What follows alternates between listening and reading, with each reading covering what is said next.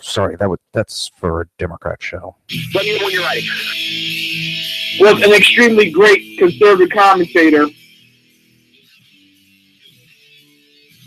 We're tearing it up on Wednesday night. This is awesome. This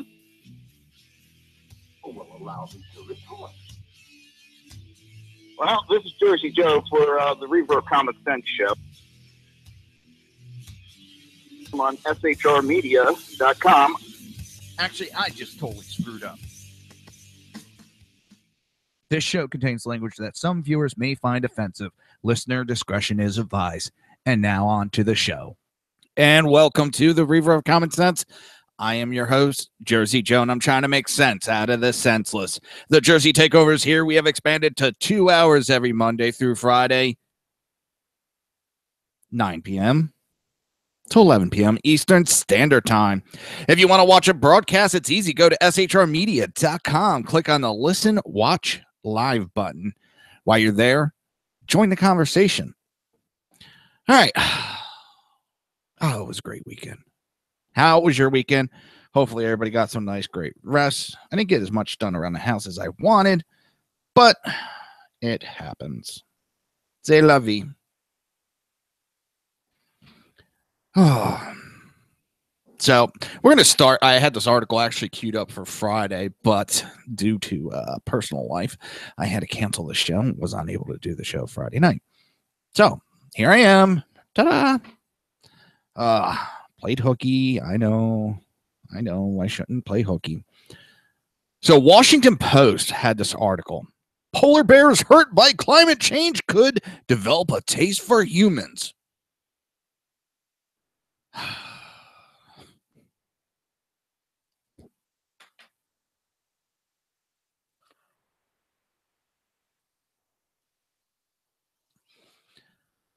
The sky is not falling.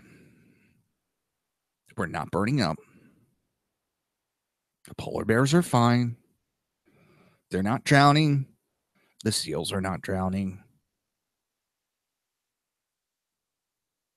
The ice caps are doing good. This overdrama, fear-mongering, and what I love is they always then immediately point to the left or the right. Oh my God, look at that. They're fear-mongering. They're telling the truth. It's fear-mongering. When Trump was talking about inner cities and how minorities are the major makeup of these low-income major city areas, and he was talking how bad it is for him in those areas. He was talking the truth. He wasn't degrading anyone. He was pointing out that life in inner city in some of those areas is not fun. It's dangerous. It's deadly. What do we hear from the left? Oh, he's fear-mongering. He's just trying to cause a panic.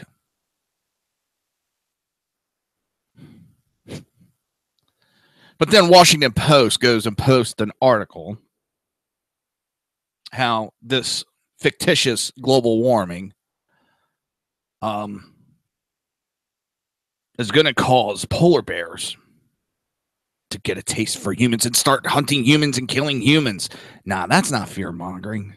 That's just, well, journalism. No facts behind it.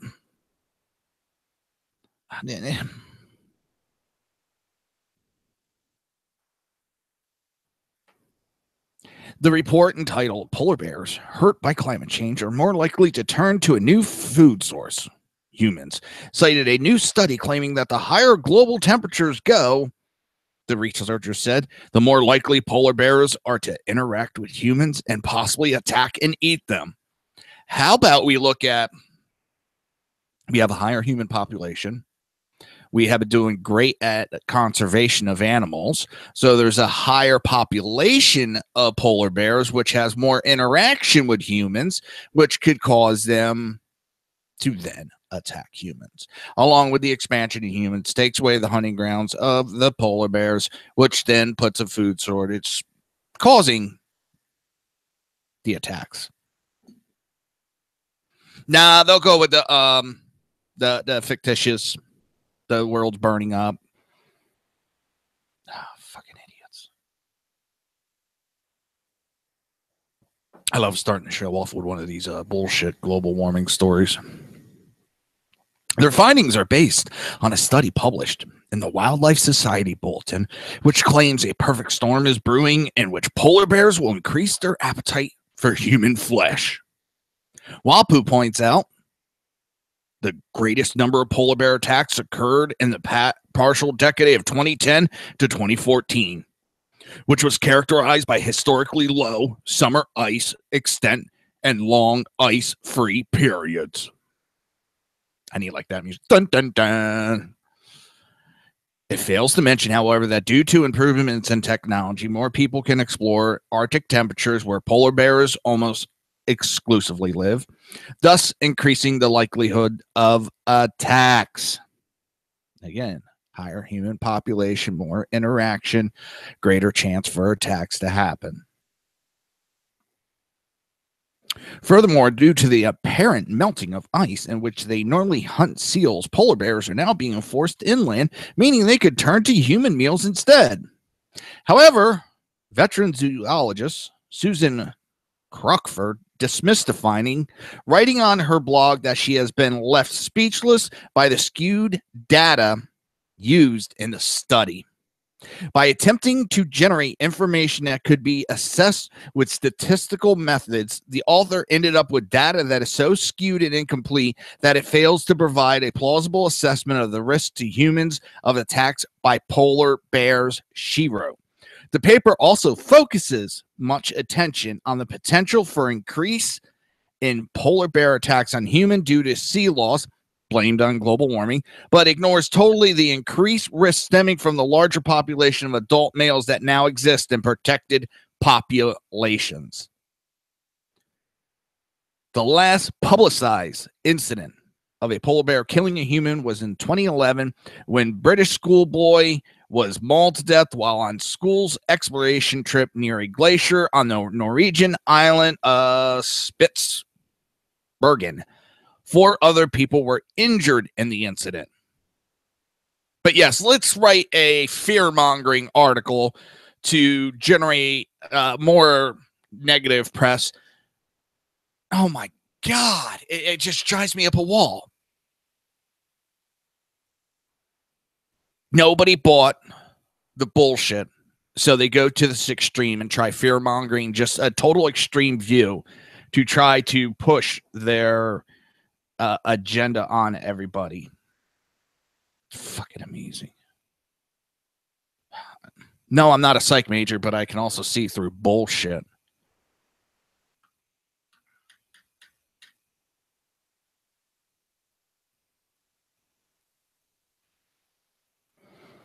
It's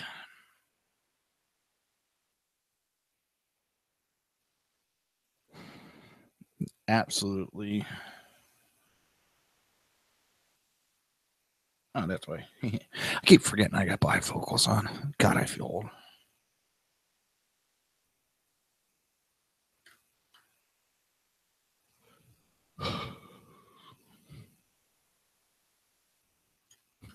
It's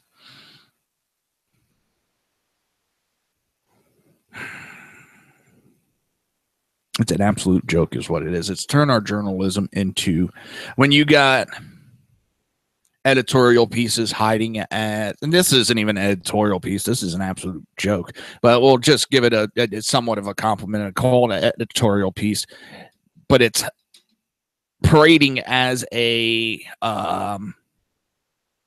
news and fact based. You know, a lot of people just read the headlines and go on, and that's lazy on them, but these people know that. I know a lot of people only read the first couple of paragraphs of an article and move on. So they dump all the bullshit in there and they put the other information they hide at lower where most people don't go. And we'll talk about that in a minute when we talk about some polls. We're going to get kind of in depth on polls and how to spot their bullshit polls what you need to look for and understand when you're looking at these polls? I mean, it's one basic piece of fact that you look at.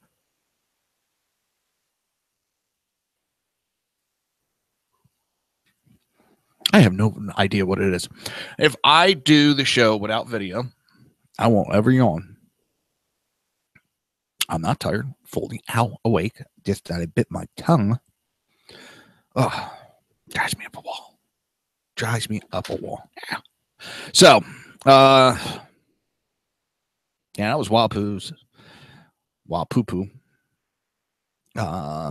take on fear mongering, which I don't understand how that paper's still in business. Democrat Representative John Lewis, the 2016 election was rigged in Trump's favor.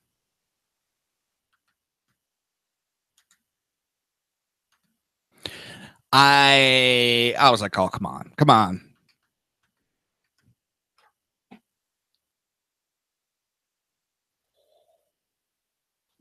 No.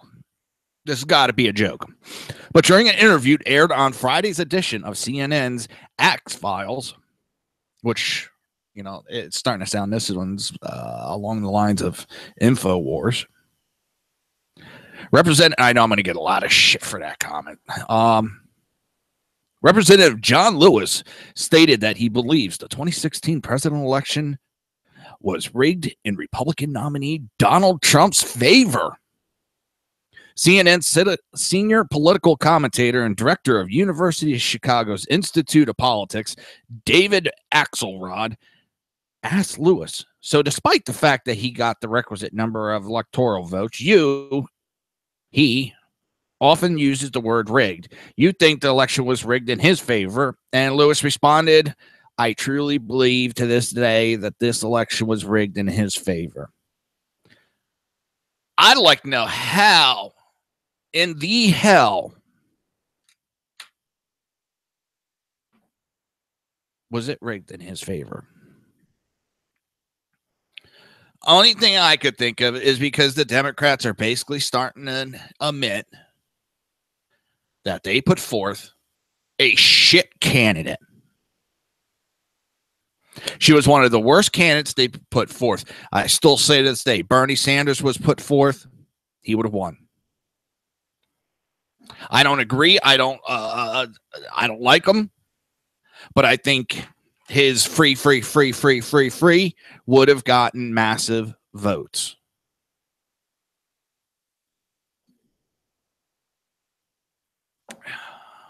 That's pretty much all the Democrat Party can do right now is buy votes. That's all they're doing is buying votes.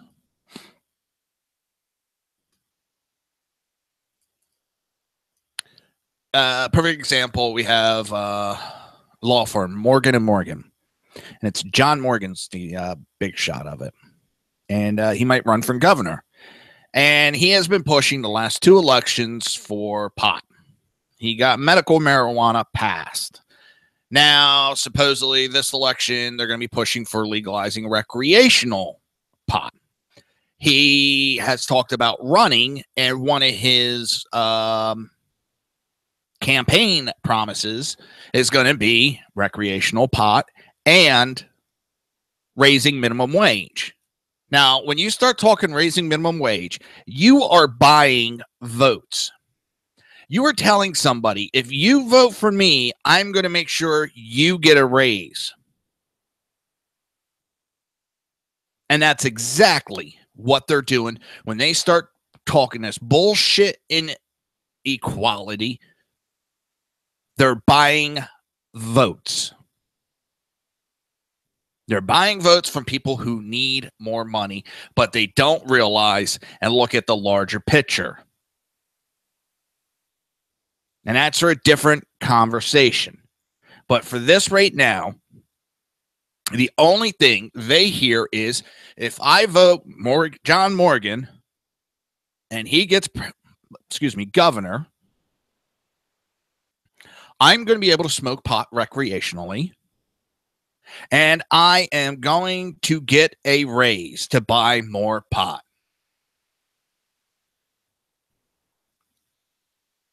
Listen, when it comes to the pot and recreational, I'm kind of split on it. I really am. I'll admit I have tried it before. I've done it before. Never really cared for it. I was a hellion during my younger years. I did a lot of stupid things. Let me tell you, never got hooked on anything, but I did go and try other stuff. But I didn't just one day go, hey, you know what? I'm going to go try cocaine. No, I was smoking pot and said, hey, you want to try some cocaine? Okay. People don't just sit there and go, oh, well, I'm drunk. Yeah. Oh, you want to try the cocaine, speed, crack, crank? I didn't do most all of those. I'm just throwing out names. You know, it's pot is not innocent. All right. But at the same time,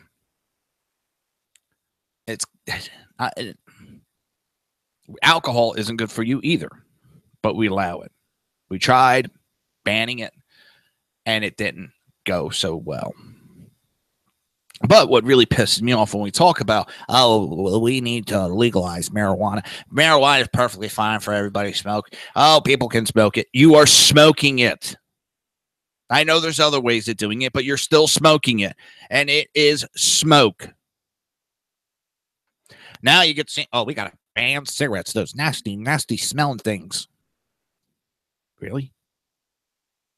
I know when one of my neighbors is smoking like 3, 4, 5 houses down, I'll stand out in my garage. I'll be like, yep. Now you could have a cigarette that far away. I wouldn't smell it. If I go and get drunk, you're not going to get drunk off of it.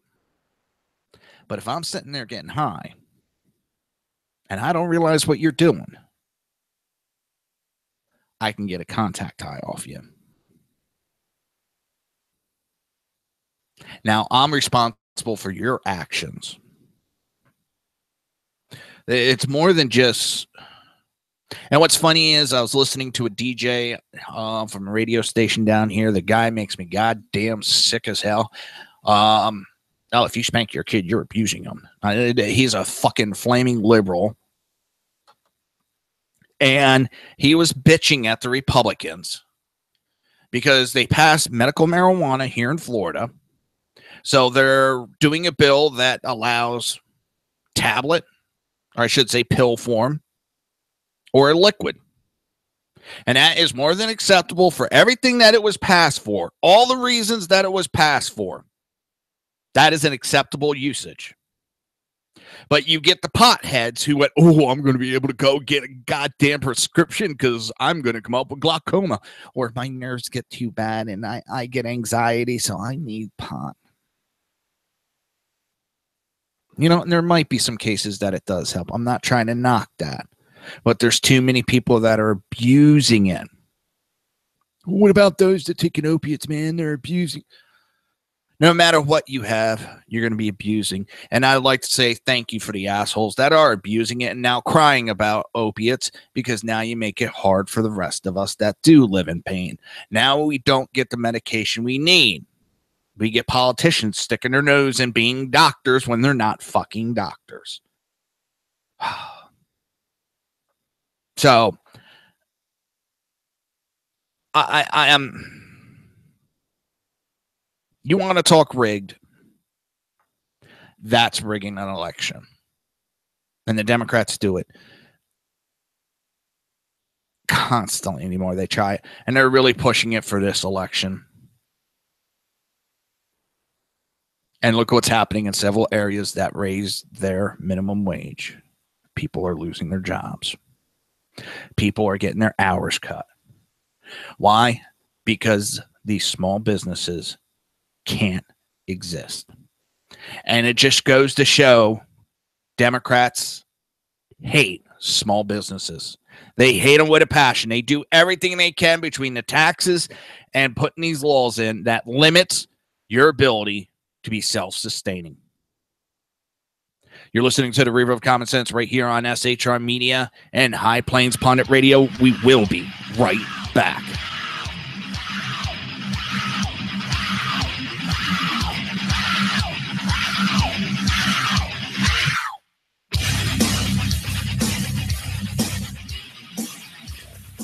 Conservative media done right. You're listening to the SHR Media Network. Breaking news. According to the latest report coming out of SHR Media, a merchandise store to support both the Reaver of Common Sense and SHR Media has just been unleashed to the general public. Be forewarned that this site can be contagious and numerous items can be purchased to support the best news programming. Go to Reaver.one website and click on the store link to check out the merchandise.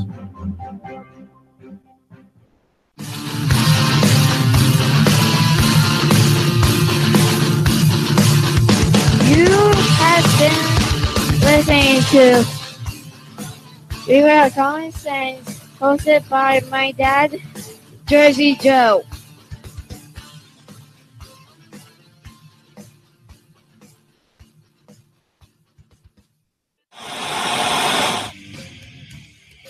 Beware, the Jersey Takeover is here.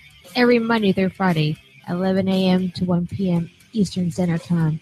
You can catch the Reaver of Common Sense show, hosted by Jersey Joe, right here on shrmedia.com and highplains.dailynews.com. Only Jersey can deliver hell like no one else, so consider this your fair warning.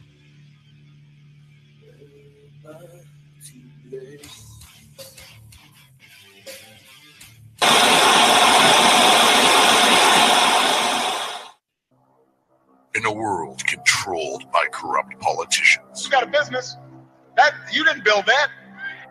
a team of ordinary men emerge from the ashes to give voice to the voiceless and hope to the hopeless.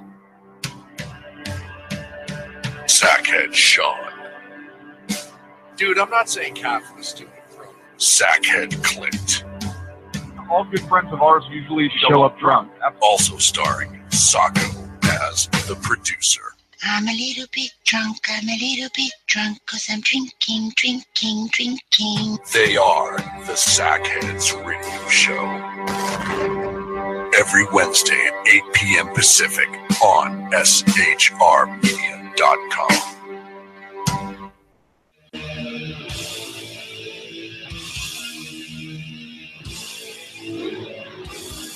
Every Wednesday night, 8 p.m. to 9 p.m. Eastern Standard Time, you can catch the Southside Mutt Show with its hosts, the Jersey Boys, Jersey Joe and Crash, right here on SHR Media and High Plains Pundit Radio, where we will be digging up the dirt.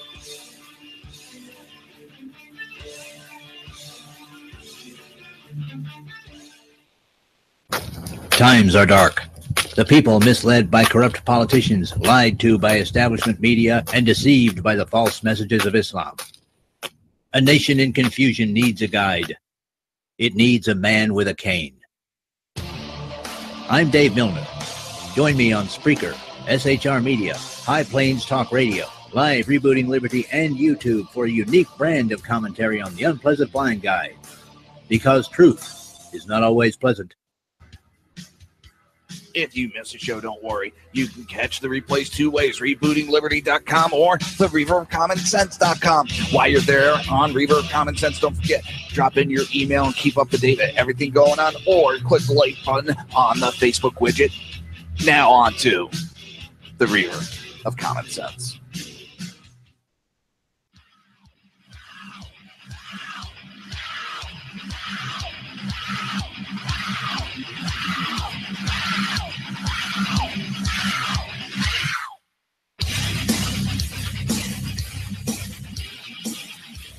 Conservative media done right. You're listening to the SHR Media Network. This show contains language that some viewers may find offensive. Listener discretion is advised. And now on to the show. And welcome back to the Reaver of Common Sense. I am your host, Jersey Joe, and I'm trying to make sense out of the senseless. Well, article just came up. I just found it, I should say. And it's looking like more Obama officials are going to be scrutinized in unmasking probe. That is not done, and it has barely even got started. Susan Rice was supposed to talk tomorrow. For some reason, it was canceled. And now it looks like it was just pushed back to later this week.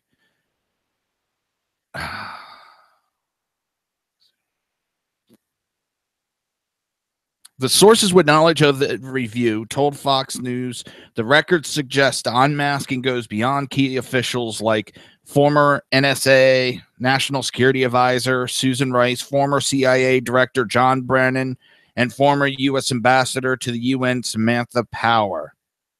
The source said more than a half dozen former senior Obama administration officials are now interest to House committee investigators. Committee Chairman Devin Noonan issued subpoenas in May to the CIA, FBI, and NSA for records about the identification of American citizens and intelligence reports, also known as unmasking. The subpoenas covered 2016 and were issued after allegations Rice and others unmasked associates of now President Trump. The agencies have now fully compiled. While Nunes has taken himself out of the committee's Russian inquiry following the ethics complaint, which he has denied, the chairman remains involved in the unmasking inquiry. Committee Democrats have criticized Nunes for issuing subpoenas in his current capacity. Separately, the committee has been preparing to hear from Rice in a closed-door session as early as Tuesday, though the former National Security Advisor is no longer expected to testify that day. But of course, she says the only reason why they're talking to her is because she's a female and black, not because she was, National Security Advisor and responsible for unmasking these people. No, that has nothing to do with it. Democrats are playing a game, and I think we finally got some people that are willing to play that game right back. I'm glad to see. All right, let's see. We're going to talk about polls. How approval polls and junk journalism are fake views pushed by fake news. Polls are deployed only when they might prove useful. You don't see a poll pushed. That's going to destroy someone's opinion. If someone's trying to prove X, Y, Z, they're not going to show you a poll that says they're wrong. That is helpful to the powers that be in the questions to maintain their power and influence, which is a comment made by Christopher Hitchens in Harper Magazine in 1992. The latest rod which to beat the president of the United States is a Washington Post ABC News poll showing Mr. Trump's approval rating languishing at 36%. Americans across the board appear on first take to be well out of love with the new president. But the small print on the poll reveals something quite disturbing about the methodology of the group responsible. And let's talk about that group. And the poll was performed by ABT Associates, a swamp dweller staffed research and policy shop in Cambridge, Massachusetts. ABT Associate board members include former Bob Dole, Bill Clinton, Barack Hussein Obama, Planned Parenthood, World Bank. In other words, it is a microcosm of the party of the Democrats. But that in itself doesn't rule ABT Associates out from doing decent work. What might, however, is the underlying philosophy behind political polling and the methodology they use to conduct it. Now, there's a certain madness in the method that they use. While and ABC polling obviously predicts the U.S. election incorrectly, they'll point to the margin of error and claim they were aiming to predict the popular vote, of course. But this still led to them presenting Miss Clinton as the presumptive winner. They love to tinker with their polls to try to put somebody up. And why do they do that? Well, everybody else is voting for her, and she's going to win. I mean, all the papers are saying she's going to win, so I might as well give in and vote. I said this way back during the campaign multiple times with these damn polls. I knew these polls were not correct. These polls were twisted. These polls were put out with the information that they wanted. predicted before the poll even started. The poll was done to prove their point. If you understand what I mean. They already had the answer. They had to construct the question, or the math problem, I should say. And that's what they do with these polls. And they know how to sway them. And this goes whether it's Republican, liberal, dog catcher. I don't give a shit. Scientific, you can twist these polls so easy. Even I could do it. That's how simple it is. Even a simple-minded person like me could twist these polls. That latest headline with themselves had seeded hundreds of articles in the press about the matter, which are about Donald Trump's unpopularity born out of a poll with just 1,001 person. That's an average of 20 people per state in the United States that held up as representative of the country. 20 people for every state. Millions of people in your state. Here, let's look at this.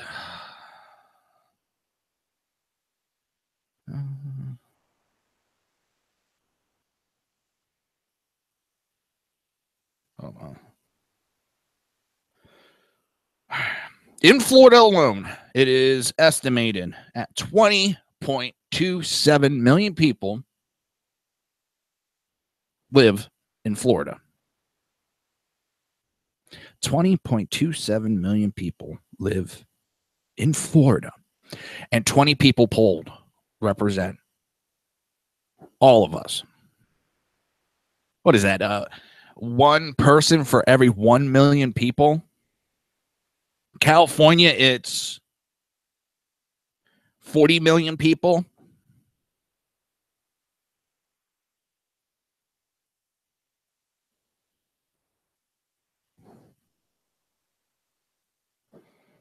That is not a representative of anything. But the representative element comes from projecting this data using pollster voodoo. This is what you're really paying for when you commission a poll. Anyone can survey 1,100 people, but these guys claim to know the right people and then be able to project their views out onto the whole nation. Then when we go into the data tables, since this time last year, they have overrepresented Democrat voters in their study. For this latest one, 35% of the respondents were Democrat. 23% were Republican. That's a 12% difference. 35% were independent, who in turn lean towards voting Democrat. 6% said other, and 2% had no opinion on the matter. So you're looking at almost 70% of the people polled already lean Democrat to being Democrat. And only 23 representatives being a Republican. Now that is representing the American people. Interviews they had were conducted in English and Spanish, and demographic questions they asked are not included in the data. The Washington Post was asked why, but no answer was given. Additionally, they couldn't even choose to whom they didn't even choose to whom they were speaking. They used a process called random digit dialing, which was written about by this author. One polling industry insider told the author that ORB uses random digit dialing, which effectively dials random numbers until it makes a connection with a human being who might answer a question. This methodology is used by Pew Research Center, but in tiny sample sizes, and can lead to a less representative sample than that relies more on post-poll weighting. This method has been under fire for years, but is still used with scant criticism. Finally, the pollsters declared in the data table, interviewers called landlines and cell phone numbers, first requested to speak with the youngest adult male or female at home. youngest. The final sample included 350 interviews completed on landlines and 651 interviews completed via cell phone, including 404 interviews with adults and cell phone-only household. Young cell phone users made up the dominant part of the poll, and cell phone-only household made up nearly half the interviews. It should not take up political scientists to work out how this, combined with the Democrat independent leaning of 70% of the respondents, make the poll unrepresentative. Right there should show you how unreliable these polls are, because I've seen a lot of polls that has Trump up closer to 50%, which would make sense on his approval. And as soon as one of them come out, one of these fake news agencies immediately comes out with one of these polls and puts them down at 30%. And it's the same thing. You skew it one way, and they got the high numbers for Obama. They skew it the same way to make sure that Trump gets the low numbers.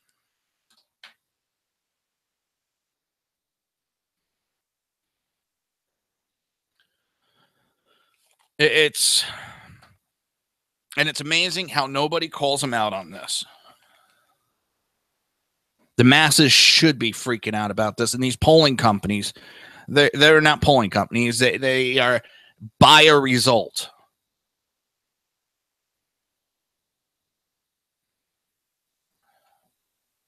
And that's exactly what they're doing. They're buying a result.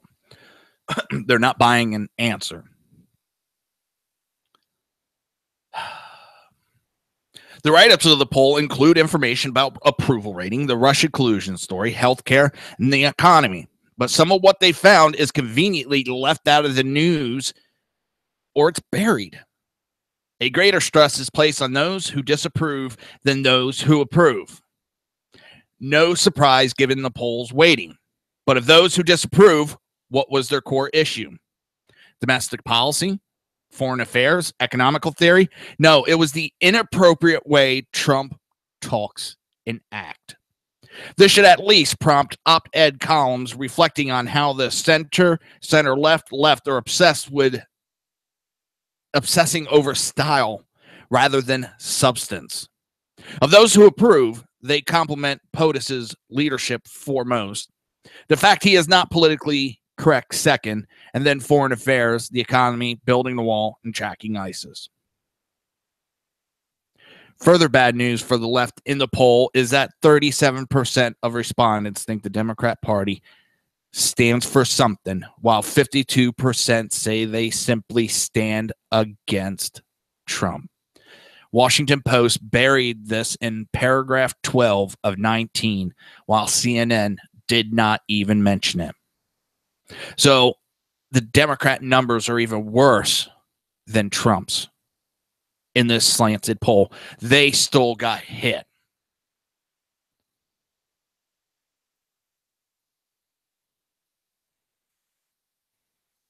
It's amazing.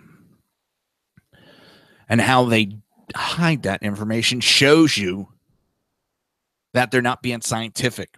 They're picking and choosing data and how to represent it. It is now obvious to most of us, though. Some have been saying it for years.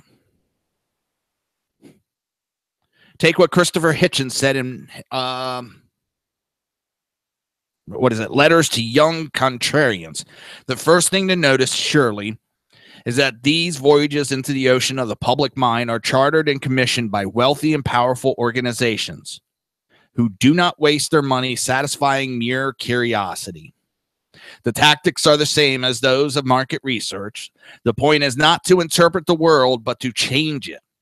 A tendency to favor one product over another is something not to be passively discovered and observed, but to be nurtured, encouraged, and exploited. He didn't stop there. And in 1992, he said the racket of opinion polling has tried to become a substitute for democracy. In Harper's Magazine, he wrote, taking explicit aim at Washington Post and CNN. Poll. Try reading a news story of watching one aired on TV without encountering the word. Readers of the Washington Post on February 5th, to take but one example, were offered 7 stories on the front page. And of these, 3 about the pessimism of Washington residents, the souring on capitalism, and it should go without saying the Clinton campaign, were based on polls.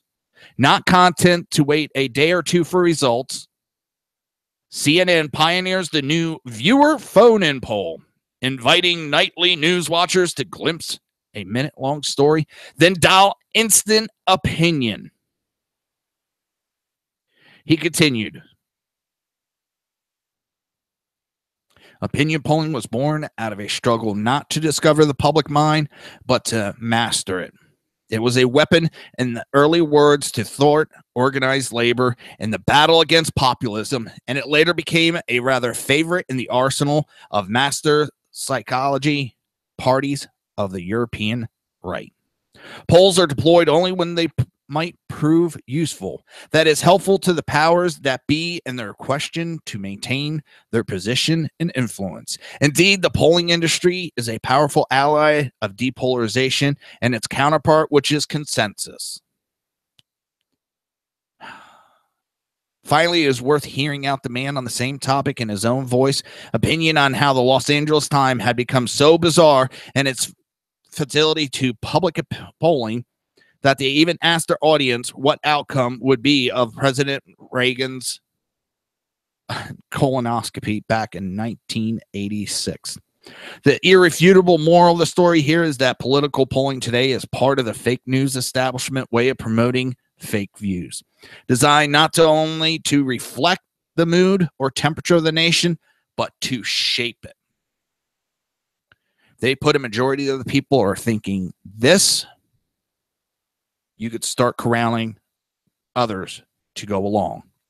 Whether the majority of the people actually feel that or not, you can control it and push people into that. You can push them into voting certain people. You're listening to the Reaver of Common Sense right here on SHR Media and High Plains Pundit Radio. We will be back.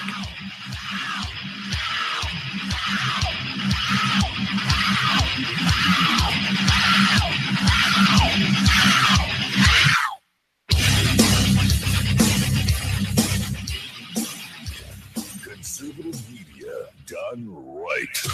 You're listening to the SHR Media Network.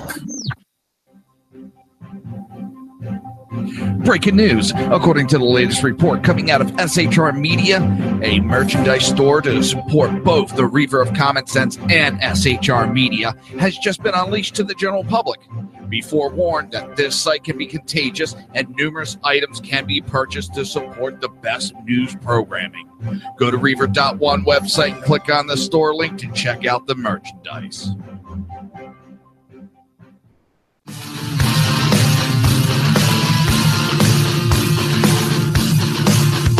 You have been listening to Reaver of Common Sense, hosted by my dad, Jersey Joe.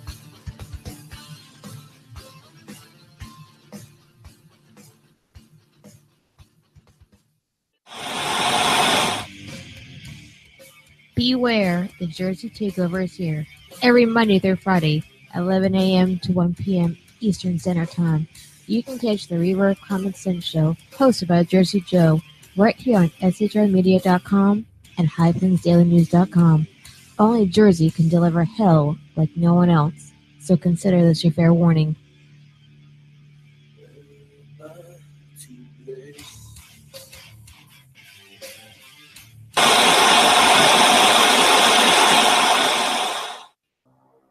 In a world controlled by corrupt politicians, You got a business. That you didn't build that. a team of ordinary men emerge from the ashes to give voice to the voiceless and hope to the hopeless. Sackhead Sean, Dude, I'm not saying capitalist, stupid bro.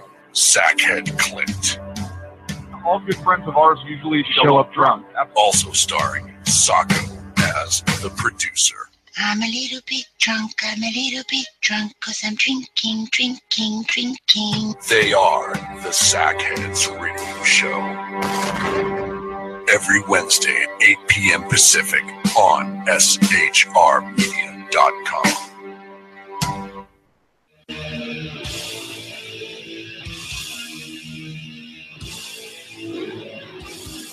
Every Wednesday night, 8 p.m. to 9 p.m. Eastern Standard Time, you can catch the Southside Mutt Show with its hosts, the Jersey Boys, Jersey Joe and Crash, right here on SHR Media and High Plains Pundit Radio, where we will be digging up the dirt.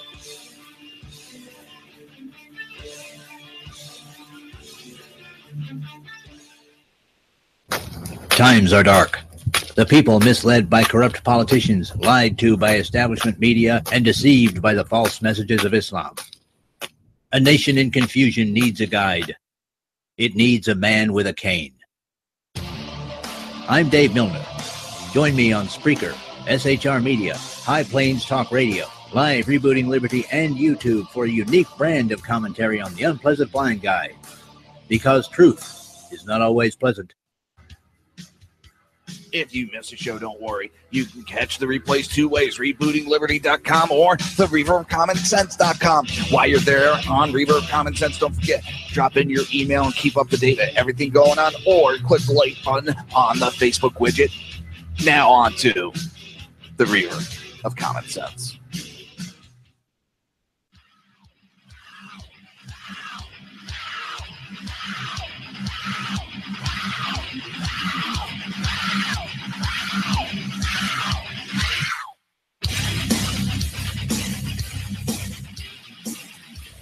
Conservative media done right. You're listening to the SHR Media Network. This show contains language that some viewers may find offensive. Listener discretion is advised. And now on to the show. And welcome back to the Reaver of Common Sense. I am your host, Jersey Joe.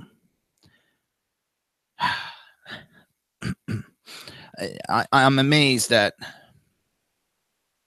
how blatant they are at rigging the information, and so many people are quiet about it. So many people don't say a cotton picking word. Drives me up a wall, it does.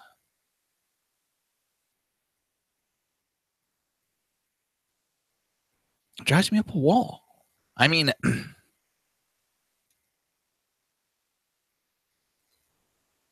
I never thought people would be that sheepish. I hate to put it that way, but that sheepish. Wait a minute, I'm trying to see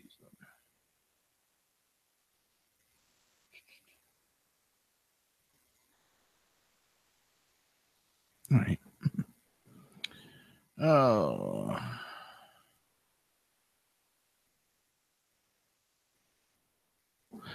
I just, I'm dumbfounded. I'm dumbfounded. So many people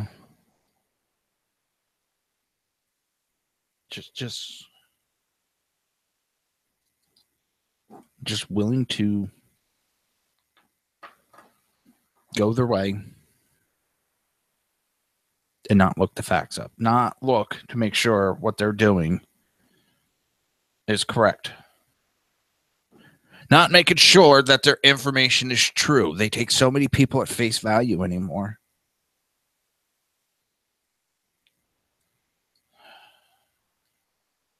I don't know.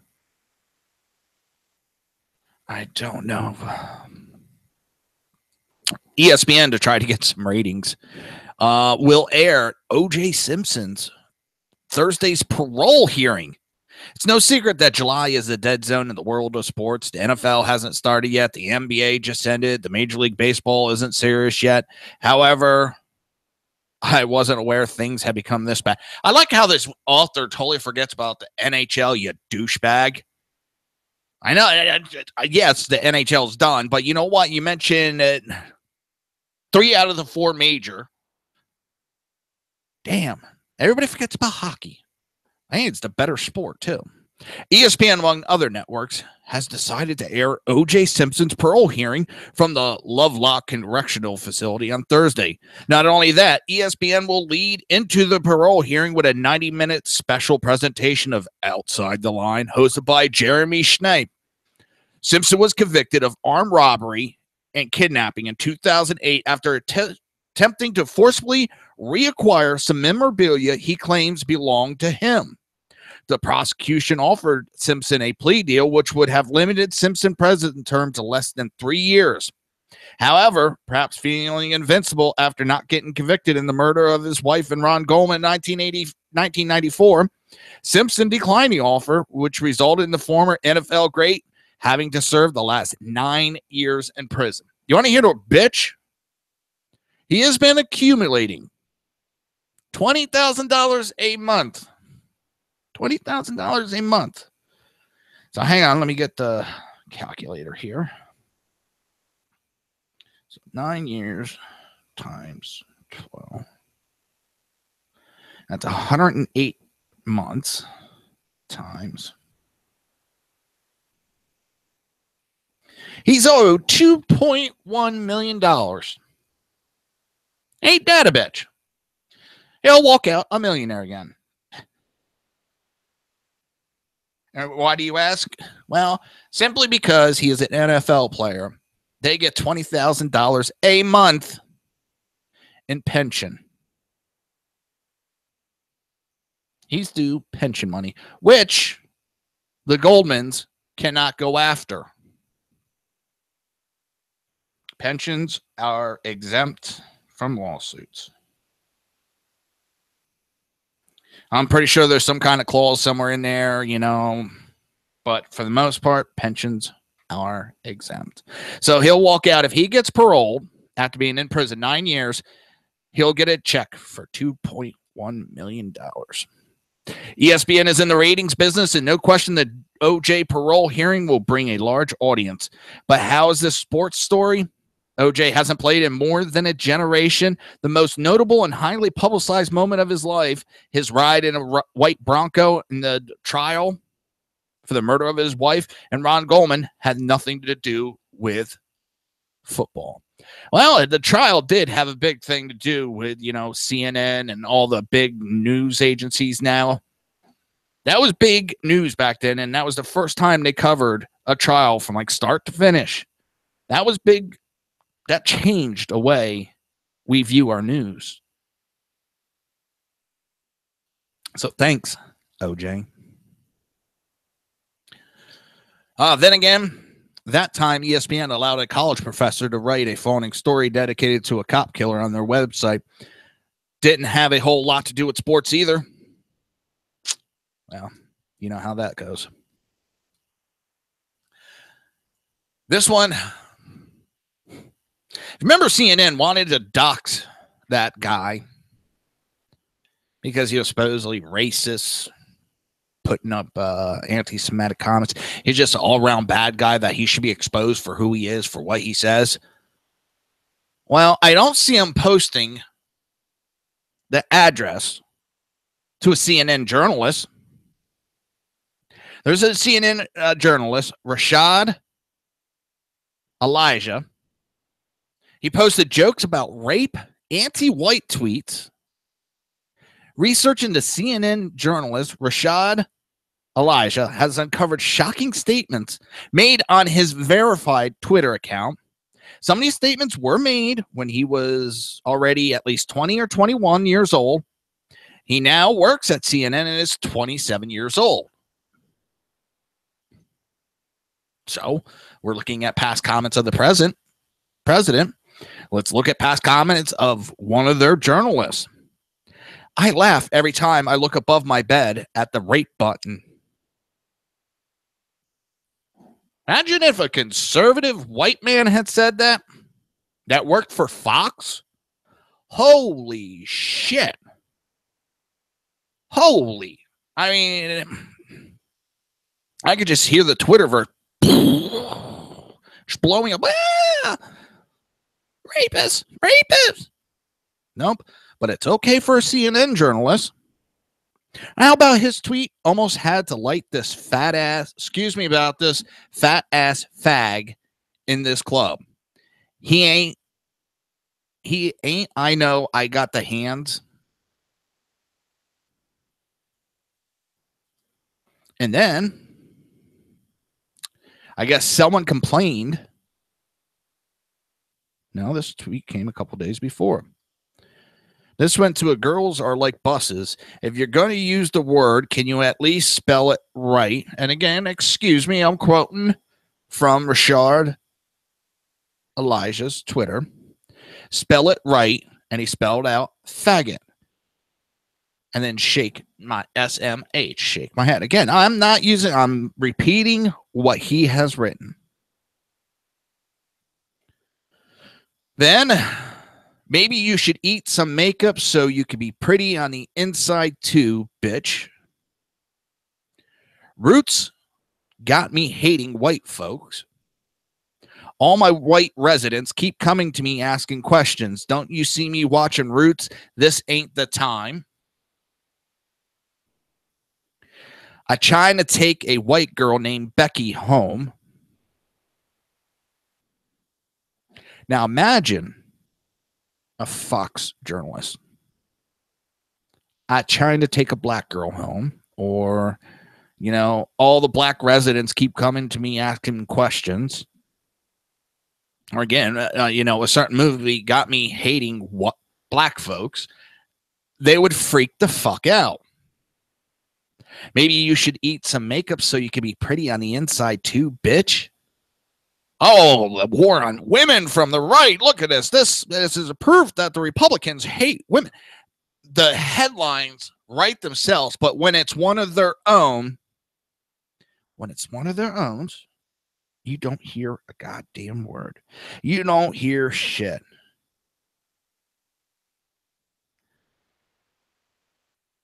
It's deafening.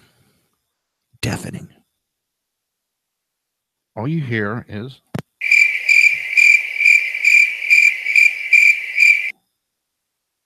that's it. Nothing else.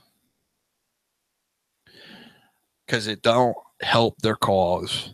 It proves that their cause is full of shit. It proves that there's mean, disgusting, vile people that don't watch what they say. It shows that people on Twitter, right, left, in the center, fucking Martians, I don't care, let their mouths get away with them. That's not excusing what they're saying, but people, because it's not in their face, they think they could say whatever they want. They're more open to speak. And it's both sides. It's human nature. Right, wrong, or indifferent what they say, human nature is there's no threat coming back at them immediately in their face when they type that. And they get keyboard strong. These young kids think it's funny to make a lot of these comments and don't think about, and they're all, oh, fuck the company. If they don't care, I was making a joke back then, fuck them. Except now it might come back and bite him on his ass. I mean, after the shitstorm, CNN calls that idiot over the CNN Trump wrestling. They should make sure that they fire this guy and expose his information to the public. Because they sure as hell justified on why they threatened that person, why they blackmailed that person. CNN, I haven't forgot about you blackmailing. You could come up with whatever excuse you want. You stole blackmail. You're listening to the Reaver of Common Sense right here on SHR Media and High Plains Pundit Radio. We will be right back.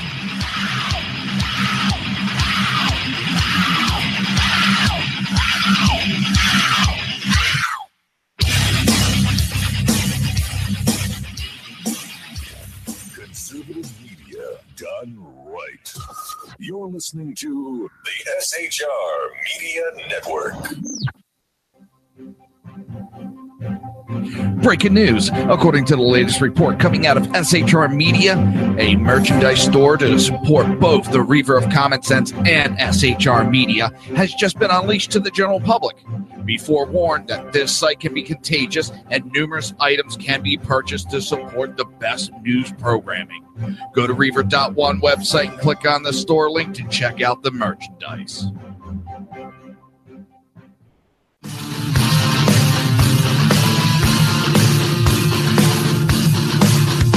You have been listening to Reaver of Common Sense, hosted by my dad, Jersey Joe.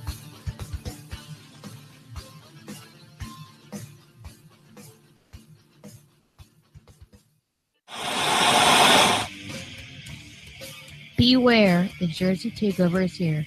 Every Monday through Friday, 11 a.m. to 1 p.m. Eastern Standard Time. You can catch the Reaver of Common Sense show, hosted by Jersey Joe, right here on shrmedia.com and highplainsdailynews.com. Only Jersey can deliver hell like no one else, so consider this your fair warning.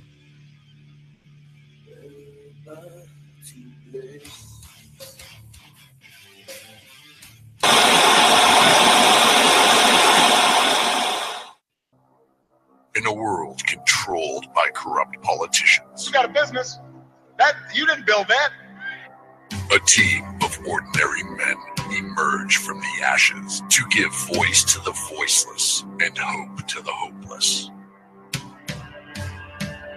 Sackhead Sean, Dude, I'm not saying half of the stupid bro. Sackhead Clint, All good friends of ours usually show up drunk. also starring Sacco as the producer. I'm a little bit drunk, I'm a little bit drunk, 'cause I'm drinking, drinking, drinking. They are the Sackheads Radio Show. Every Wednesday at 8 p.m. Pacific on shrmedia.com.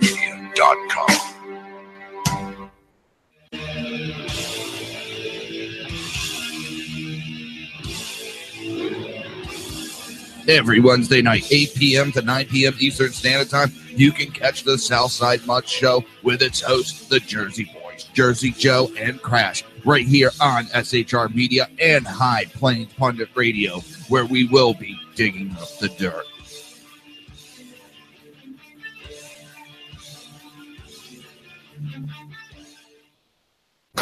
Times are dark. The people misled by corrupt politicians, lied to by establishment media, and deceived by the false messages of Islam. A nation in confusion needs a guide. It needs a man with a cane. I'm Dave Milner. Join me on Spreaker, SHR Media, High Plains Talk Radio, Live Rebooting Liberty, and YouTube for a unique brand of commentary on the unpleasant blind guide. Because truth is not always pleasant.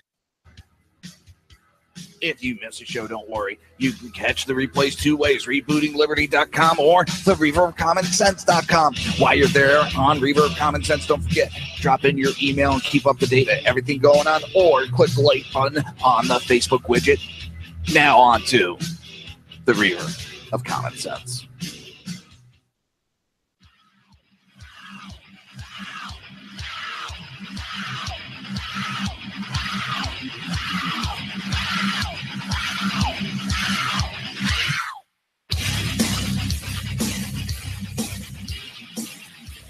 Conservative media done right. You're listening to the SHR Media Network. This show contains language that some viewers may find offensive. Listener discretion is advised. And now on to the show. And welcome back to the Reaver of Common Sense. I am your host, Jersey Joe, and I'm trying to make sense out of the senseless. It's not an easy battle, I'll tell you that right now. I've been saying that for a while now, and it's a never-ending battle. And sometimes the battle gets frustrating, I'll tell you that. Sometimes it seems like it's a no-win. Sometimes it just you wonder if it's worth the battle. Then you think of what this country's about, and then you remember, yeah, it is worth it. So,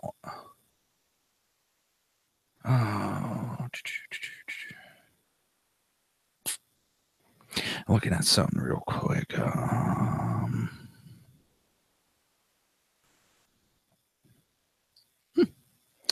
I know I have some. Looking at not just having my channel.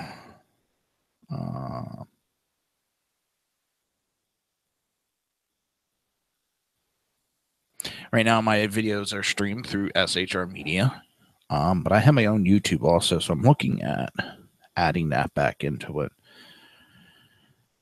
So my dumb ass is sitting here looking on, all right, can I do this? Like, I don't have enough on my plate already. Oh, what am I thinking?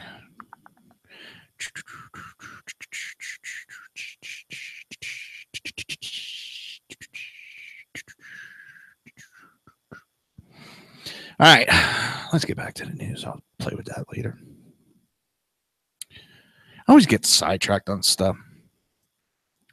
And this is the one thing that the Democrats can't get through their goddamn head. This is what screwed them on the election. And this is what's screwing them continually.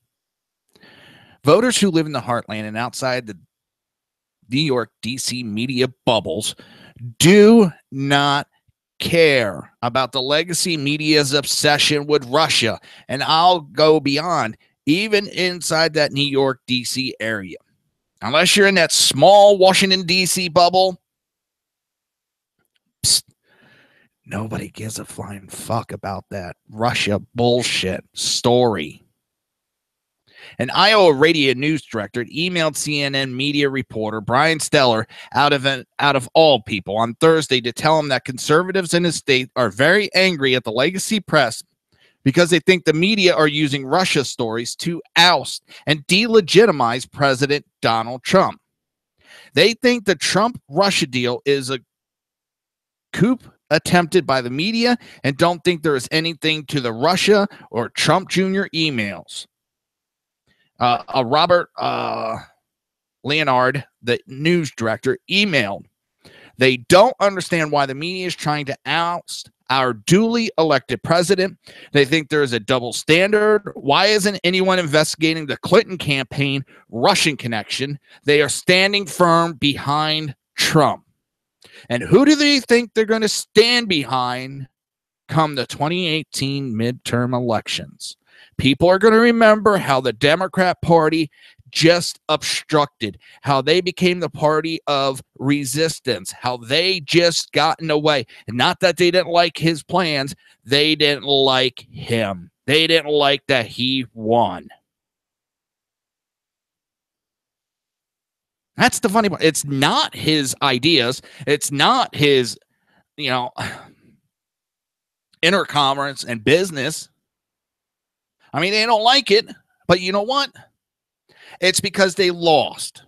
This could have been Joe Schmo from Kokomo, and they'd be doing the same thing. Why? Because Hillary Clinton was told she would win. The Democrats expected they were going to win. They thought it was theirs. It was owed to them. They deserved it by not doing anything. They listened to their own bullshit. And that's what got them in trouble. They listened to their own bullshit. They believed their own lies.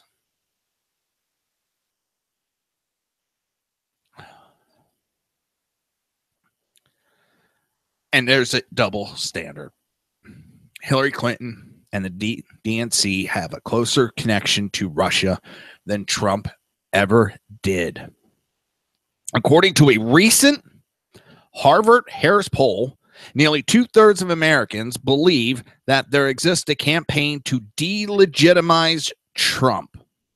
Reporters who have gone to working-class areas in states like Pennsylvania, Trump supporters aren't abandoning him in the Pennsylvania towns, Ohio, Wisconsin, Michigan, Kentucky, and even Tennessee and Trump countries, Russian scandals don't resonate, have all reported similar sentiment.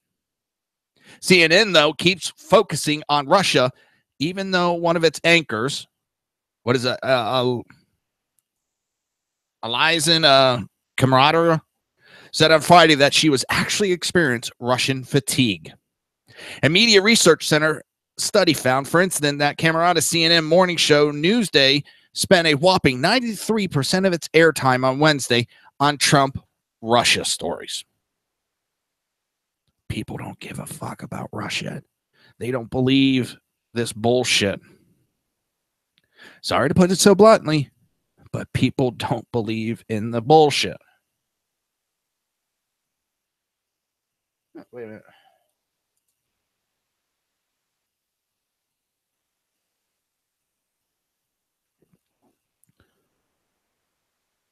Now, this is, I think, local time to Nevada. Oil well fire. Several structures have been lost, several more in danger. In White Rock, fire has jumped I-80 and East Idaho Street at several locations. I got a scanner program that just popped that up. I wonder what's going on. Let me pop the scanner up, see if there's anything real quick.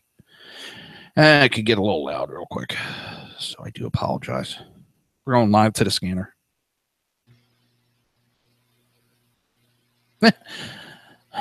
And nothing. Dead air. Dead air. 1906 airtime. All right. Doesn't seem like a lot's going on, at least on air. They're probably busy fighting the fire, but that's pretty interesting to see. Now, let's get on. This scares me a little bit. This honestly scares me a little bit.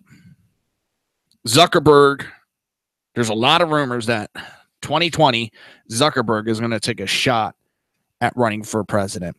Now, this writer says that's a dream come true for Republicans. And you would think that Republicans couldn't hope for an opponent more stiff, corporate, or alien-like than Hillary Clinton. But then comes along Mark Zuckerberg, the Facebook's founder. I'm totally not running for president tour, unofficial title, is in full swing as he attempts to communicate with ordinary human beings in places that most hipster tech CEO considered barbaric territories like Nebraska. Rarely a day goes by without a news story about it or a meme. Well, I'm not exactly that excited to see that he could possibly run. He has a very large audience. But on the other hand, he does have a bad history, which I don't know if it would hurt him. I mean, Trump didn't have the cleanest history, but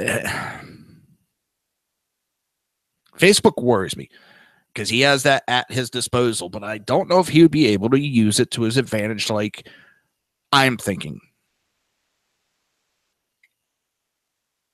Because they're already under fire for muting conservatives. And we'll get into it later, as this article does. They were almost investigated. I think it was by the Senate or the House. And I think he would have to divorce himself from Facebook.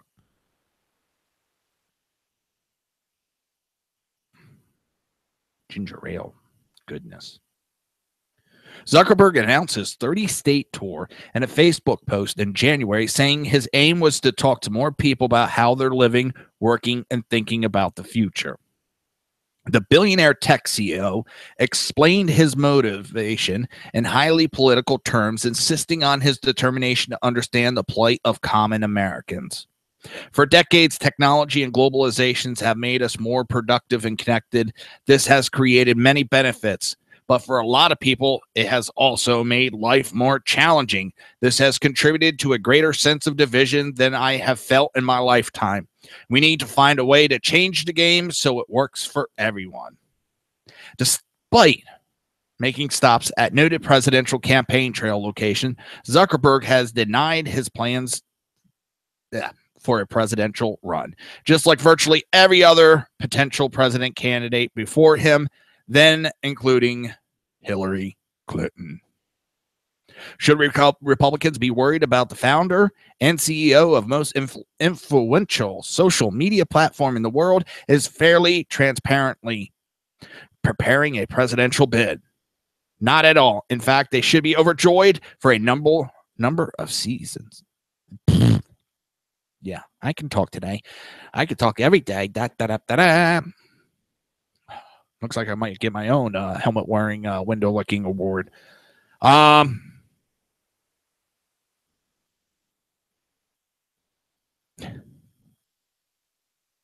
The scariest thing about Zuckerberg from a political standpoint is his control of Facebook with over 2 billion users.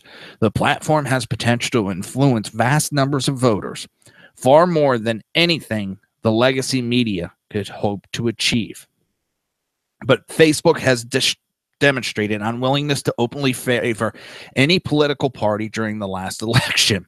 After the trending news scandal in which Facebook was threatened with a Senate investigation over political bias, the social network scrambled to clean house. I don't think they did a good cleaning job. Conservatives are still being attacked and still being silenced at an alarming rate, while these liberals run shot all over, saying and acting and doing whatever they want. Peter Thiel, a prominent Trump supporter on the company's board of director, is unlikely to permit any anti-Trump bias for the foreseeable future. That doesn't mean that there aren't plenty of uber progressives at Facebook who would like to use the platform's power to swing election. But so far, the company seems committed to a public stance of neutrality. Now, don't forget they're doing this new fake news removal. It's going to be an AI that controls it, supposedly. All you have to do is set it up. Every time it's conservative leaning, it gets removed. He has the right to run.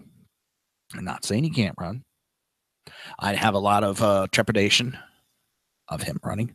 Look at that. I used a $5 word. Woohoo!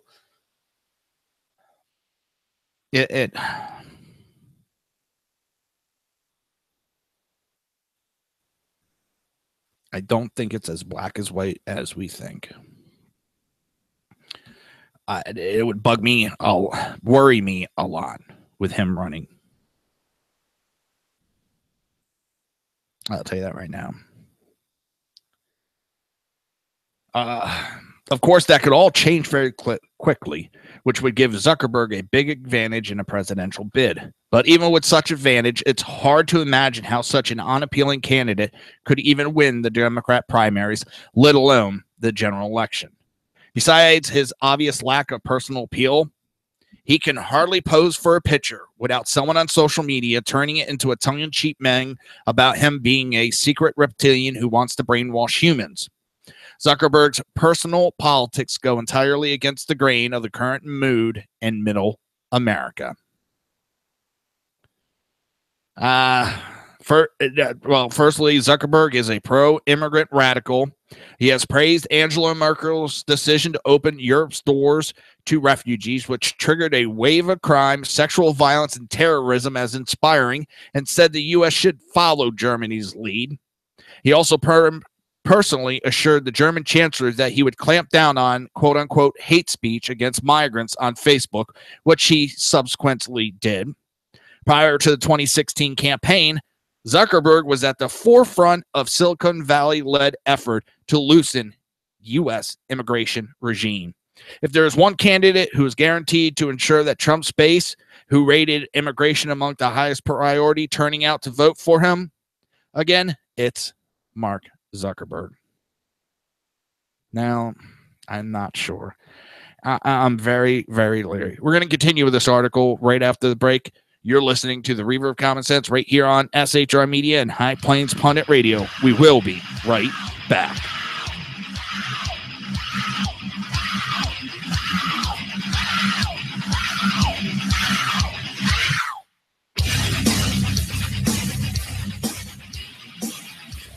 Conservative media done right. You're listening to the SHR Media Network. Breaking news. According to the latest report coming out of SHR Media, a merchandise store to support both the Reaver of Common Sense and SHR Media has just been unleashed to the general public. Be forewarned that this site can be contagious and numerous items can be purchased to support the best news programming. Go to Reaver.one website and click on the store link to check out the merchandise.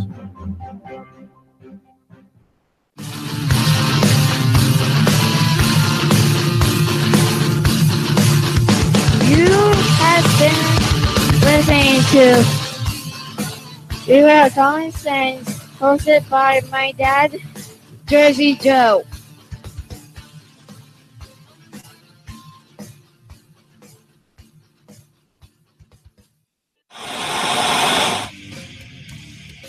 Beware, the Jersey Takeover is here. Every Monday through Friday, 11 a.m. to 1 p.m. Eastern Standard Time. You can catch the Reaver of Common Sense show, hosted by Jersey Joe, right here on shrmedia.com and highplainsdailynews.com. Only Jersey can deliver hell like no one else, so consider this your fair warning.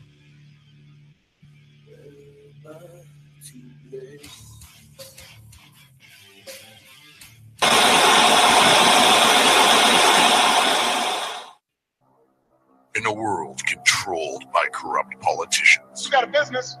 That you didn't build that.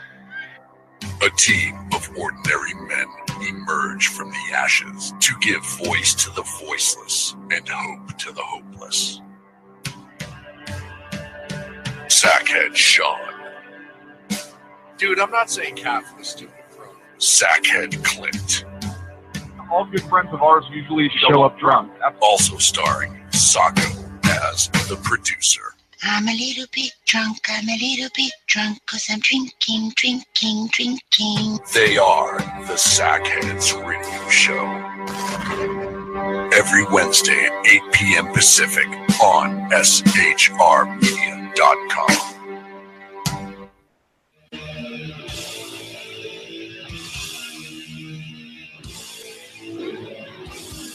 Every Wednesday night, 8 p.m. to 9 p.m. Eastern Standard Time, you can catch the Southside Mutt Show with its hosts, the Jersey Boys, Jersey Joe and Crash, right here on SHR Media and High Plains Pundit Radio, where we will be digging up the dirt.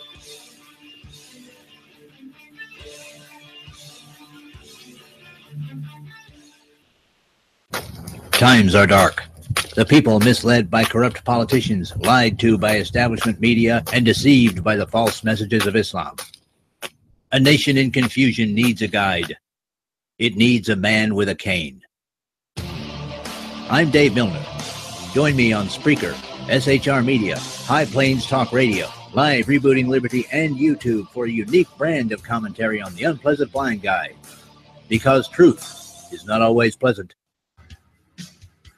If you miss a show, don't worry. You can catch the replays two ways, rebootingliberty.com or the reaverofcommonsense.com. While you're there on Reaver of Common Sense, don't forget, drop in your email and keep up to date with everything going on, or click the like button on the Facebook widget. Now on to the Reaver of Common Sense.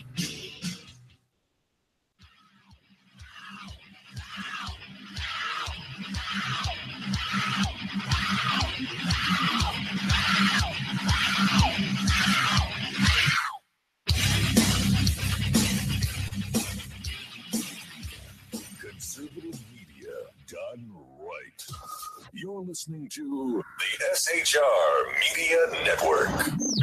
This show contains language that some viewers may find offensive. Listener discretion is advised. And now on to the show. And welcome back to the Reaver of Common Sense. I am your host, Jersey Joe, and I'm making sense out of the senseless.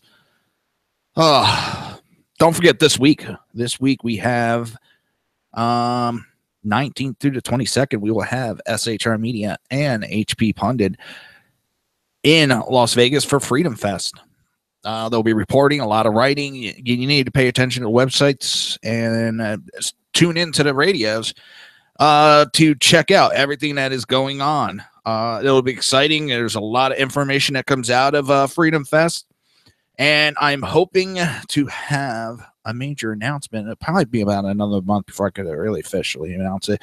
But I'm hoping next year I will be there for Freedom Fest. So that will be to be determined. I thought I was going to make it this year, but wasn't able to get some things, my ducks in a row. So we're talking about Zuckerberg running for president. You know, for all his comments of that he has all these concerns for the average American, Zuckerberg is also associated with Silicon Valley, a place that is, for good or ill, sucking away their jobs. It's also a place, it's a bubble. They do not really have an understanding of middle America. They think they remember, but memories fade. We have a tendency to cover up horrors in our life. And I would say they don't remember what it's like to maybe scrape day to day, if they ever did. I'm not going to speak for all of them, but for the most part, they don't remember.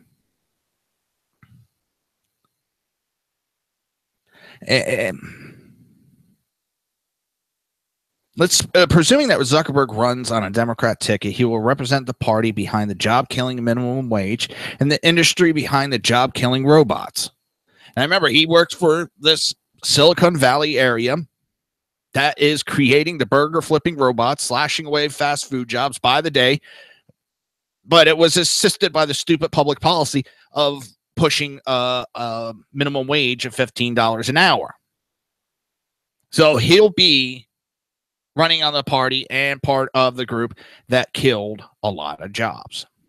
Assuming that large numbers of Americans are still suffering economical hardship by the time Zuckerberg runs, they are also unlikely to take kindly to the plurocrat obsessed with issues that are interest to few Rust Belt voters, like Black Lives Matter.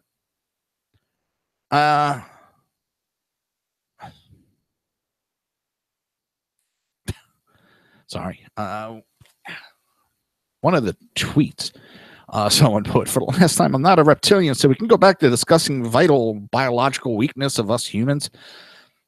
Now, I guess I had a picture of Zuckerberg, and I thought it was funny. Some would argue that Zuckerberg's image as a teenage wonderkind who created one of America's most successful companies from his college dorm will be an asset, but this narrative is flimsy. Zuckerberg has been dogged throughout his entire career by accusation that he stole the concept of Facebook from, was it the Winklevoss twins? The battle with the twins was even dramatized in a Hollywood movie. Should Zuckerberg run in 2020 or 2024, as his close friends predict, those allegations are sure to resurface. Then there's the problem with Zuckerberg's personal style, if it can even be called that. Donald Trump, with his long career in entertainment, has a remarkable capacity to dominate a stage. Zuckerberg, meanwhile, is noted for his monotone voice and creepy stares. The billionaire who owns 20 identical gray T-shirts so he doesn't have to worry about what to wear. Some tech CEOs, like Steve Jobs, were brilliant, charismatic performers who were able to captivate a live audience. There are currently no signs that Zuckerberg is one of them. The only thing that would get him, and he's been screaming for a government paycheck, that everybody should be receiving a government check, a livable wage from the government. And the one number that's been floated around is like $1,500 be sent to everybody every month.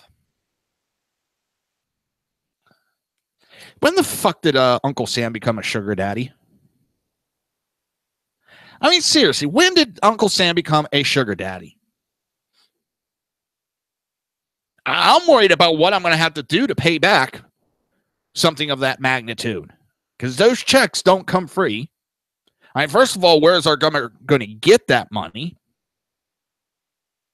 That money isn't going to last forever.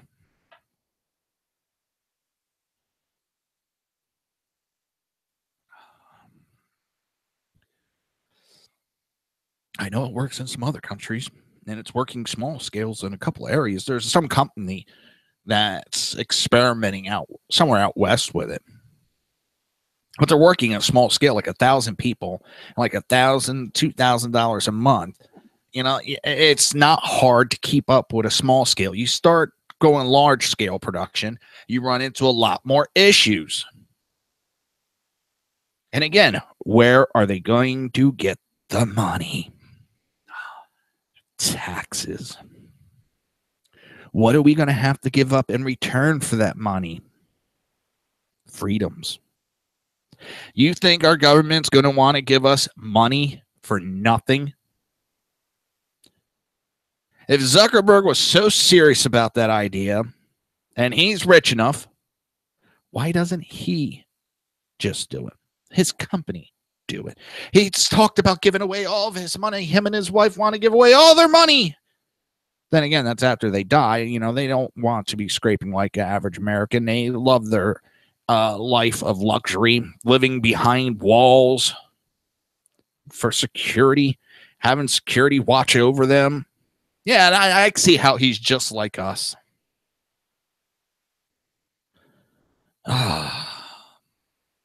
He's lost touch with reality. He would be perfect for the Democrat Party. He would fit in as a substitute for Hillary Clinton.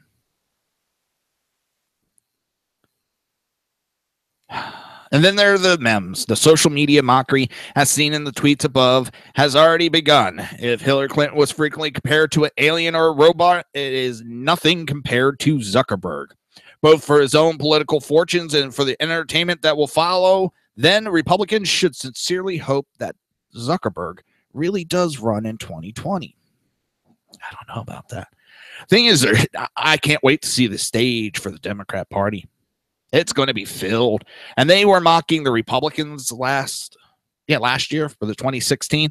Wait till the Democrats come along. They're going to have this huge stage. Because you're going to have Bernie Sanders. You're going to have Hillary Clinton, Kamala Harris.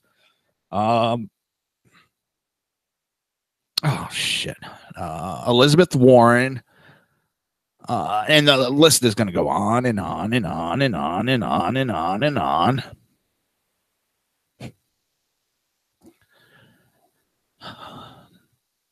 And like they said, they have no leadership right now. No leadership. And I'm not talking, yes, they have someone that's the head of the DNC. That doesn't mean leadership. They have zero leadership and too many chiefs and no Indians going right now. Oh, great.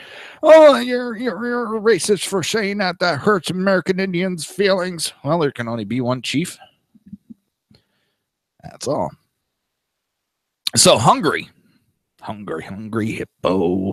Hungry hippo.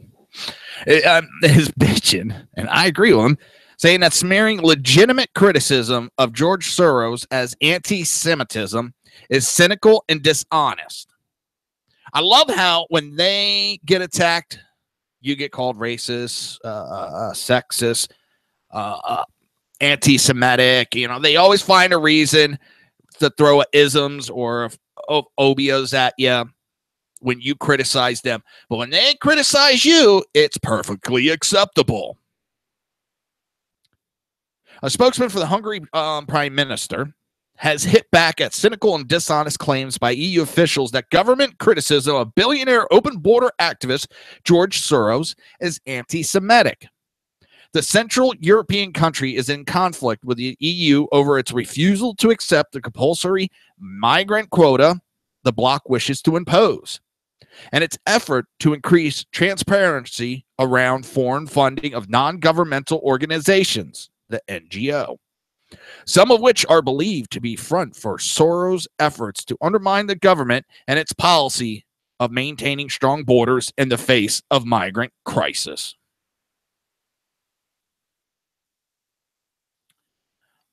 I'm going to bring this back here to America real quick.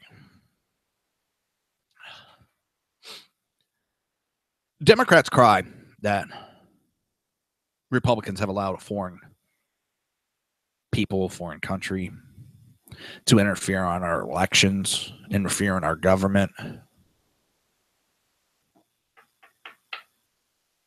But they're okay. The fucking Democrat Party is okay with George Soros coming in here and funding so much crap and destruction in this country. That is acceptable to him, that a foreigner, whether he's got an American citizenship, doesn't. I don't care. I'm not sure. Let me look that up so I'm not misquoting. But either way, they allow this scumbag of a man, and no, I'm not anti-Semitic. I always love that one. Go ahead, call me it. Don't scare me. I've heard it so many years because I'm a big, bald guy. Well, I got some hair now, but big and bald. And, oh, you're Nazi, aren't you? You hate Jews. You're a Jew hater, aren't you? I married into a Jewish family. No, you didn't. Yeah, I did. And that's just funny because, bye. George Soros has citizenship in Hungary and the United States. I didn't know his son is married to Hillary Clinton. I mean, Chelsea Clinton. Damn. Somebody was telling me that the other day. I got to look this up now. Oh, where is it spells?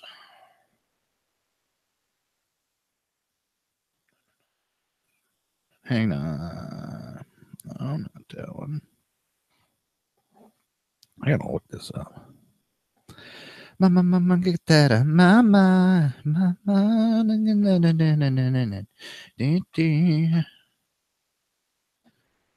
Oh, I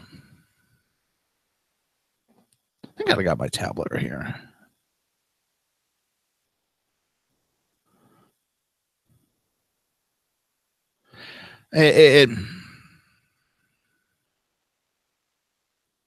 I mean, it's no big deal, but curiosity spell. Maybe not. I thought hedge fund. No, I was told wrong. All right, my bad. I was told wrong. But still, that doesn't stop. George Soros, I don't care whether he has U.S. citizenship or not. You know, and he has been trying to destroy everything in this country. He's banned in several European countries. Why? Because of what he tries to push, this open borders. He tries to destroy everything about people caring about their country. You care about your own country, he wants to destroy it because he wants this globalism. He's like the master. He's the puppet master behind the globalization. There's others, but he is the puppet master. Why? Because he's bound to make billions of dollars off of it. And he plays the long game. And he has no problem with it. And those are some smart people. When you play the long game, you're thinking. Now, the Democrat Party, they love to play that short game. Short. Who wears short shorts? Things that pop into Jersey Joe's head. It's scary. It's scary to be in my head. It really is. He has a net worth of $25.2 billion. Damn. What is it? Bill Gates, the richest, and then the guy that owns Amazon is in second and closing in. But now I'm hearing Amazon is in trouble that they might split the company up. It's becoming too big and too strong. That could be dangerous. That could be dangerous. You're listening to the Reaver of Common Sense right here on SHR Media, and that's not dangerous. And HP Pundit, and we will be right back.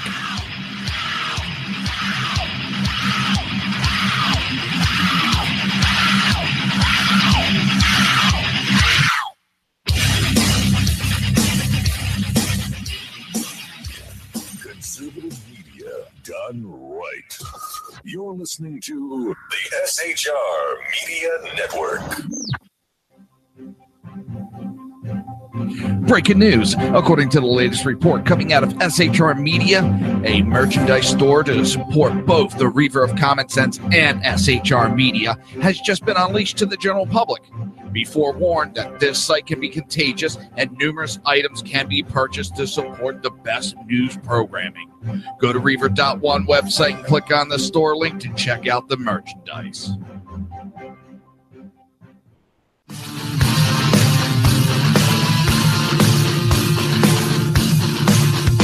You have been listening to Reaver of Common Sense, hosted by my dad, Jersey Joe.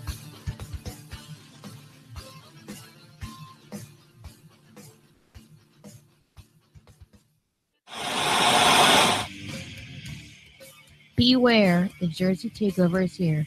Every Monday through Friday, 11 a.m. to 1 p.m. Eastern Standard Time. You can catch the Reaver of Common Sense show, hosted by Jersey Joe, right here on shrmedia.com and highplains.dailynews.com.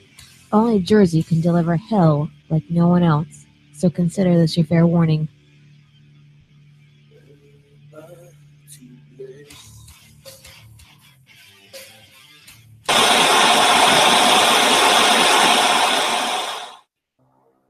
In a world controlled by corrupt politicians, You got a business. That you didn't build that. a team of ordinary men emerge from the ashes to give voice to the voiceless and hope to the hopeless. Sackhead Sean, Dude, I'm not saying capitalist, stupid pro. Sackhead Clint, All good friends of ours usually show up drunk. also starring Sacco as the producer. I'm a little bit drunk, I'm a little bit drunk, 'cause I'm drinking, drinking, drinking. They are the Sackheads Radio Show. Every Wednesday at 8 p.m. Pacific on shrmedia.com.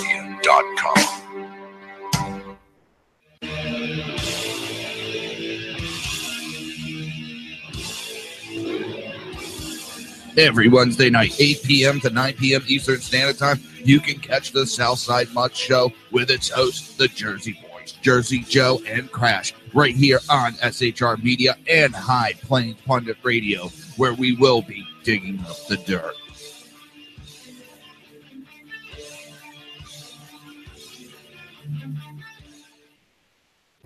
Times are dark. The people misled by corrupt politicians, lied to by establishment media, and deceived by the false messages of Islam. A nation in confusion needs a guide. It needs a man with a cane. I'm Dave Milner. Join me on Spreaker, SHR Media, High Plains Talk Radio, Live Rebooting Liberty, and YouTube for a unique brand of commentary on the unpleasant blind guy.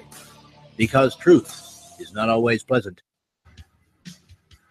If you miss a show, don't worry. You can catch the replays two ways, rebootingliberty.com or the reaverofcommonsense.com. While you're there on Reaver of Common Sense, don't forget, drop in your email and keep up to date with everything going on, or click the like button on the Facebook widget. Now on to the Reaver of Common Sense.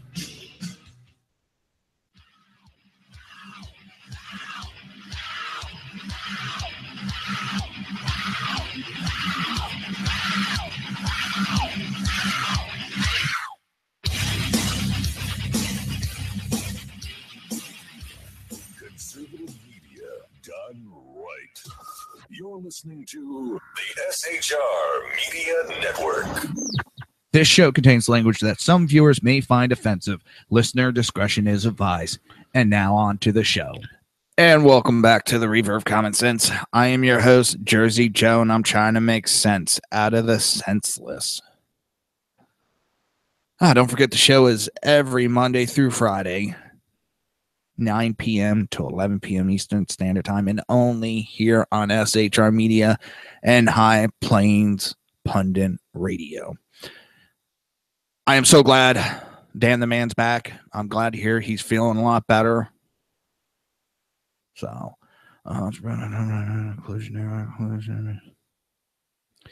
take a look, see what I want to do for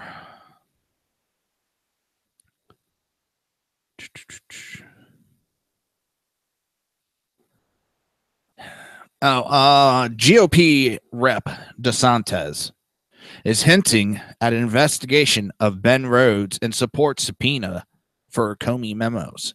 Saturday on Hugh Hewitt's MSNBC program, Representative Ron DeSantis, which is a Republican from Florida, discussed memos written by former FBI Director James Comey about his meeting with Donald Trump. Those mems were leaked to the press through an intermediary, but may have included classified information or something DeSantis said he would support in congressional committee issuing subpoenas to obtain. Also during the segment, DeSantis hinted at a possible investigation or call to appear before a congressional committee of former Obama National Security Deputy Advisor Ben Rhodes for some of the leaks appearing in the media. It's about time. They need to start looking into the previous administration and a lot of the illegal actions that they took. So, Bret Easton Elias reveals story behind dinner party attack on him over Trump. Author and cultural critic Bret Easton Elias classified his tweet over the weekend in which he said he would forgo having political discussions with dinner guests, telling Breitbart News that it is not liberals or conservatives he is most frustrated with, but the media as a whole. In a series of tweets over the weekend, the American Psycho author wrote that he had been called a Trump apologist and accused of colluding with Russia by an unnamed individual as he was leaving a Sunset Tower hotel in Los Angeles on Saturday. Is the left fucking nuts? Elias asked. In a tweet, he said, defending the American voter, I'm yelled at in the Sunset Tower for being a Trump apologist, including with Russia. Is the left fucking nuts? The author, screenwriter, and podcast host also said he would no longer engage in political discussions with anyone. Too much insanity. Another dinner ruin. People are fucking crazy. Get a grip. In a follow-up email, Elias, who has regularly criticized liberal in the wake of the Trump election for losing their shit and becoming consumed by so-called resistance, filled in the details on his experience over the weekend at the Sunset Tower Hotel and explained that it is really the American media with which he is most appalled. Now, he wrote, hey, I was with a friend, a Hollywood producer, and it was a private conversation. I brought up something about fake news in relations to a movie I'd seen. Baby Driver is a cinematic equivalent to fake news, I think was the line. And she started to go ballistic on me for using that term. I defended not only my use of it, but the use of it in a wider context. And then all hell broke loose. I kept it together, but she lost it. Even attacking my socialist millennial boyfriend, who she has known for 7 years. He wasn't there. When I told her he has stopped watching MSNBC and Rachel Maddow, his goddess, for a while, after being disappointed and turned off by their fake news, not that my boyfriend agrees with the term fake news either, but the MSNBC bias was not moving the needle for him fast enough. Empty promises from Maddow and in terms of Russia, impeachment, and taxes, nada, nothing, nada. MSNBC was replaced by Food Network and Japanese animation for him. On Saturday, I just listened, sometimes disagreed, mostly let her talk. But when defending the Electoral College and how the system works, and he says, I didn't vote for Trump, she accused me of being on Trump's side and therefore colluding with everything he represents. Once home, I threw a couple of tweets out in frustration and a little buzz. Nothing out of the ordinary, just how a lot of people are feeling. I try not to tweet anything political just because I'm not that interested. As my boyfriend pointed out, my boyfriend thought the tweets were pious and low vibrational. I don't do interviews regarding politics, so I say no to just about everyone. Sometimes I'll talk about it in my podcast, but really it's the media that I'm appalled by. As for whoever's in the White House, they got voted in. What can you do? What I'm critiquing has nothing to do with the left or right, liberal, conservatives. I don't believe in those labels whatsoever. I also want to make clear that this doesn't happen all the time. People know better, and there's a lot of groupthink out here. So the idea of things being constantly ruined isn't necessarily true. There are tribes. Beverly Hills went red for Trump, so LA being 100% anti-Trump is not that clear cut. For me, as a gay man living in West Hollywood, it's really only a few people so fatally immersed in the bubble that can get my usual chill self somewhat pissed off. My dinner partner on Saturday said she had never heard that Comey admitted the New York Times had gotten the series of stories wrong. She thought I had made that up. When I told her the world isn't this, gesturing around the dark umpus of Sunset Tower, and that the divide is real, she dismissed it with Trump's approval rating without acknowledging the media's approval ratings are lower than Trump's. She pointed out MSNBC was killing it in the ratings, and I told her that Maddow and Hannity are basically neck and neck any given night, and yet I was thinking I don't watch either one, so why am I even engaging in this? This election has brought out the worst in a lot of people and brought out the better in some. But the one that it brought the worst out, it's scary. And I'll admit, it's not on the left. There's some on the right that it's like, shit, go back to where you were. There's racists on both sides. There's bigots on both sides. There's wrong and there's right on both sides. That doesn't mean I'm agreeing with everything the left does right now. That doesn't mean that I think right is totally wrong or right is totally right. Everybody needs to take a step back and breathe. We felt the same way about Obama. And we didn't lose our shit like this. We survived. You will survive. Our economy is doing so much better. Jobs are out there. That's why the media has to throw a hissy fit. They have to cover up all the good that Trump is doing. Because they actually talked about it. They actually talked about what the administration is doing.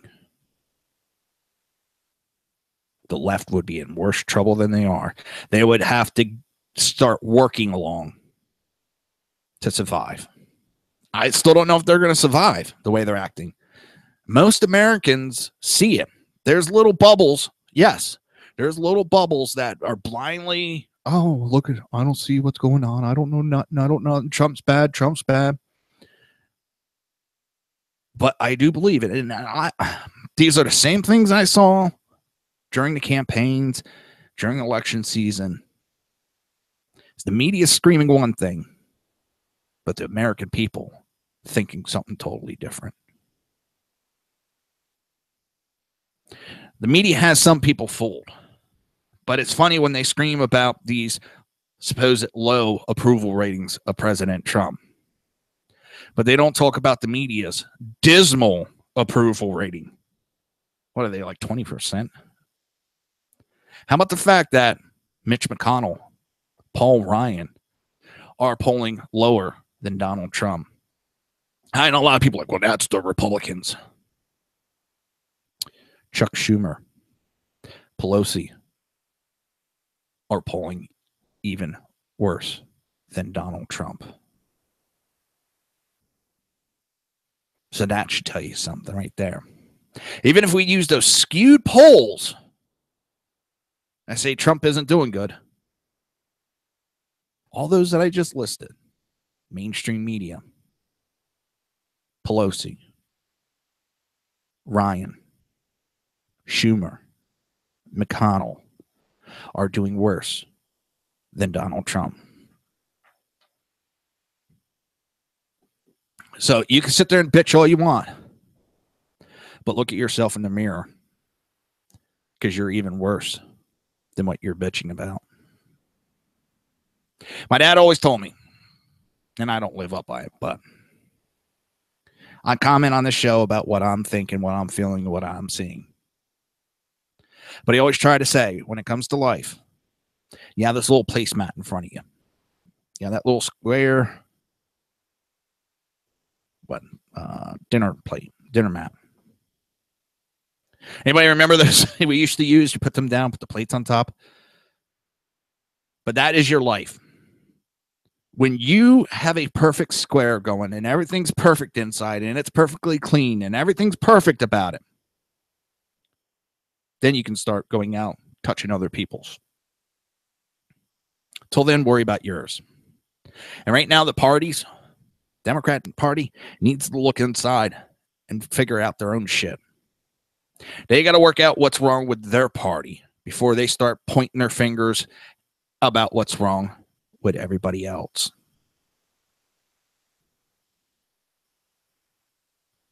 It's not a hard concept to grab.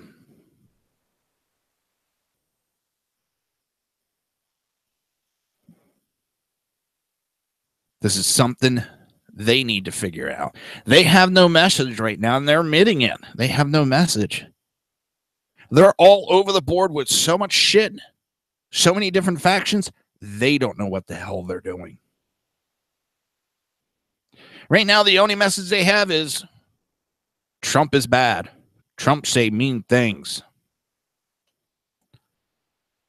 Oh, and Obamacare. All hail Obamacare. You got pretty much half the party trying to fight to save Obamacare as it fails, and the other half screaming, Russia's coming, Russia's coming. Well, Russia's not coming. The sky's not falling. Obamacare is failing. Democrats need to wake up. With that, everybody have a great day. I'll see you tomorrow right here on SHR Media, High Plains Radio. Come on, damn it, button work. I always have this problem, don't I? See you tomorrow night, 9 o'clock, right here on SHR Media. Have a great night.